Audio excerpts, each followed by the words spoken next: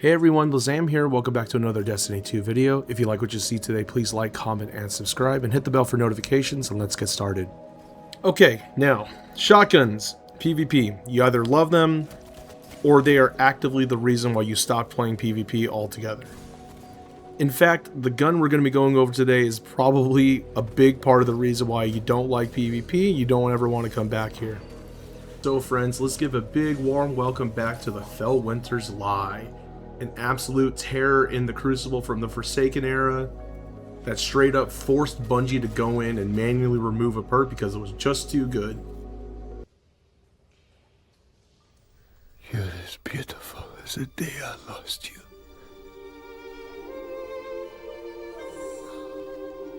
Nevertheless, it is back with new roles, so we're going to go into what I think is a really good option for PvP. Now, there are some things to keep in mind when considering a shotgun for PvP in the Crucible. After some years playing PvP, I have kind of broken down the shotgun mindset into two different camps. Starting with Camp 1. Camp 1, you like going for the deepest, furthest kills you could possibly get on a shotgun. Unfortunately, with that in mind, I don't think that Fellwinter's is going to be the right shotgun for you. This is not because the gun itself is bad by any means. It's just we simply have guns like this, or like this, instead of running Fellwinter's. If you want to map someone, you are better off learning and mastering a slug shotgun instead of running a pellet spread. And if we're being honest with each other, I think that is the better option overall. Slug shotguns offer more safety in the long run since they can kill at further distances than pellet spread. In addition to that, it always seems that no matter what role you have on a good slug shotgun, it actually doesn't move the needle too much. It just makes the gun better than its base value, which is already good to begin with. So again, going for deep one-shot kills is better suited for a slug, not necessarily Fellwinter's, which leads us into what Camp 2 tends to look for. Camp 2 Guardians, much like myself, we look for shotguns that we can swap to really quickly to get us out of trouble when we made a mistake, something to switch over to get a cleanup kill. Again, it's more of like an emergency type situation if you're pulling out the shotgun, if that makes any sense. I can't stress this enough. These are just generalizations. I'm not really looking to separate two people in the Crucible into two different camps. It's just what I have observed. You've either really want to go for deep kills or you need something to get you out of a pinch. With that being said, the role we're going to look at today is definitely more Camp 2 orientated. Again, some things to consider is that we need to find ways to squeeze out as much handling as we possibly can on a shotgun in order for it to swap fast enough to save our lives in the Crucible. And back in the day, funny enough, you used to see the perk Quick Draw on a lot more shotguns, but because of the one we're going to talk about today, that's really no longer the case.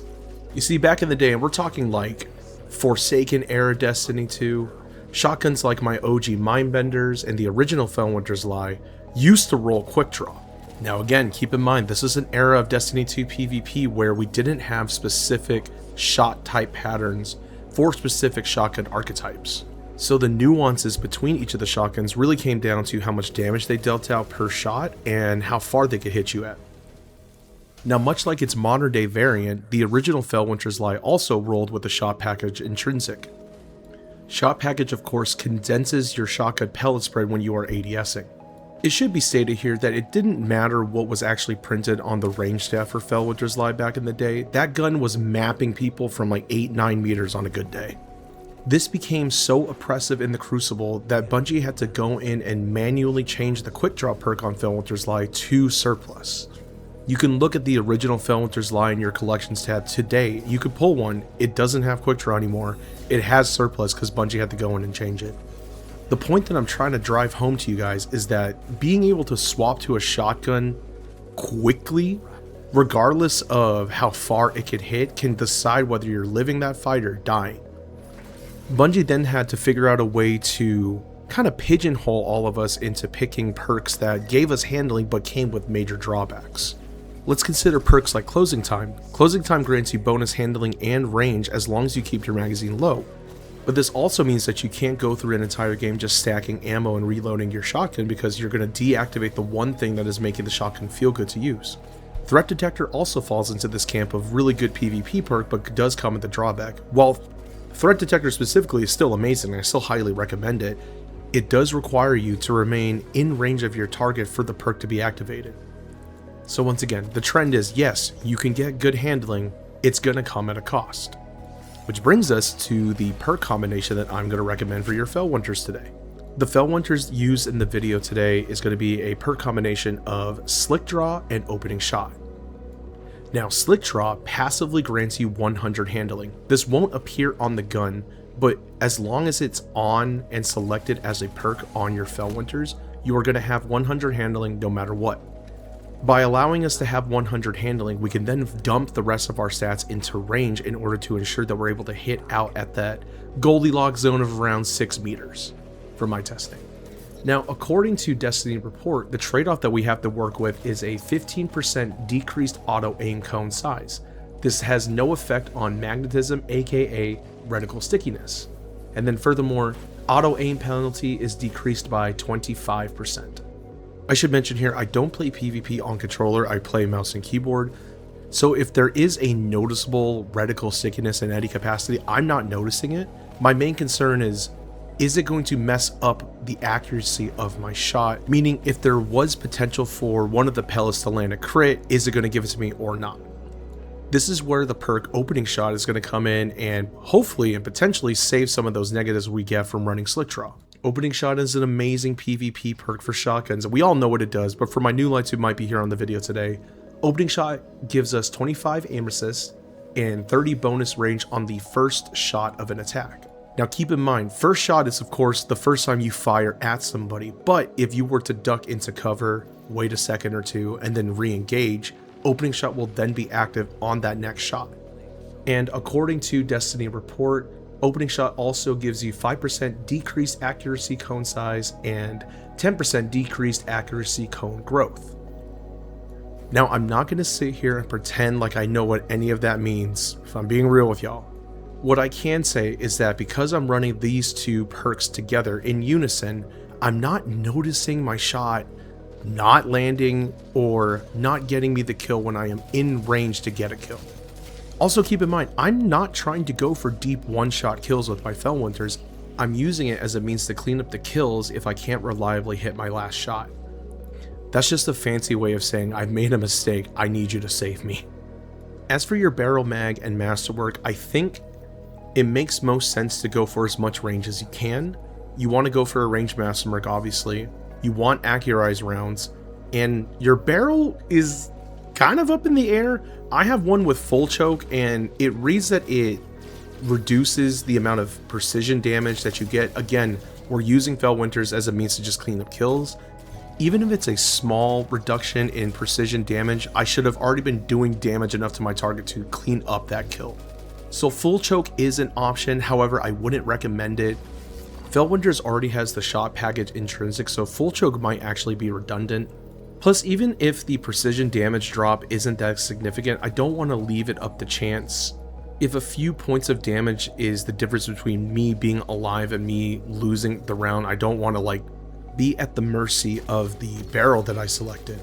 With that being said, I think all barrels work with the exception of smoothbore. You definitely don't want to be adding on more projectile spread since that goes counterintuitive to the nature of the gun itself and its intrinsic. There's a world where I think rifled barrel is the best choice since it loads up on our range, but use whatever you have. I think all of those barrel options are fine. It's like small little variances between performance. And again, this is because we are just trying to get a cleanup kill and not necessarily map someone with Fellwinters. Okay, so now for this section, we were trying to do some testing on what is the range cap that we can expect to hit with just your box standard Fellwinters lie.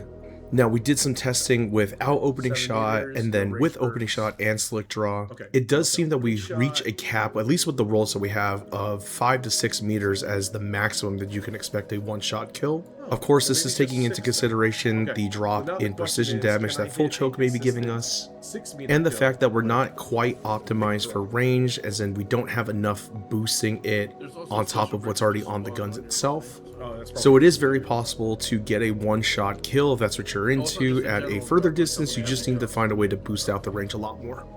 And again, keep in mind, we're using Fellwinters as a means to clean up kills, so while I may not be one-banging Remy here, the idea is that I would have been damaging him prior to whipping out the shotgun and then getting the clean up kill. I gotta say though, 5 to 6 meters is pretty close, so just keep in mind, if you're using Fellwinters as a means to clean up kills, you'll need to have dealt significant damage and be closing the distance actively in order for it to work.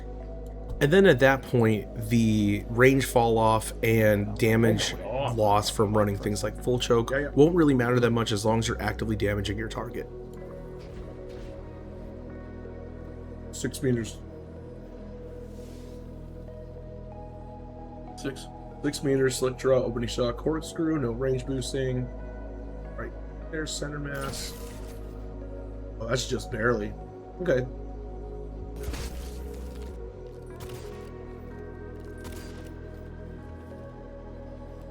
Okay, so 6 meters. Okay. Just barely. So it's definitely like, can it kill me? I want to try a 5 meter kill. This is with full choke too. Hold on. Okay. Let's do 5 meters. Yep, 5. Okay, definitely a 5 meter kill. Alright, and that does wrap it up for today's video. Again, give SLICKDRAW an opening shot a try. However, if you don't like that combo or it feels weird for you to use, this shotgun literally rolled with every single PvP perk, and I'm not exaggerating. Third column, we literally have slide shot, lone wolf, threat detector, and then fourth column, we have opening shot, iron reach, and closing time.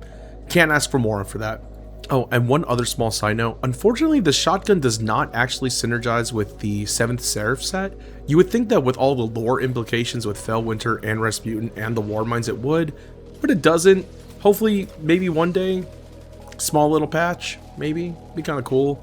Be kind of cool to use it outside of PvP. Anyways, thank you so much for watching today, guys. I'll see you Starside.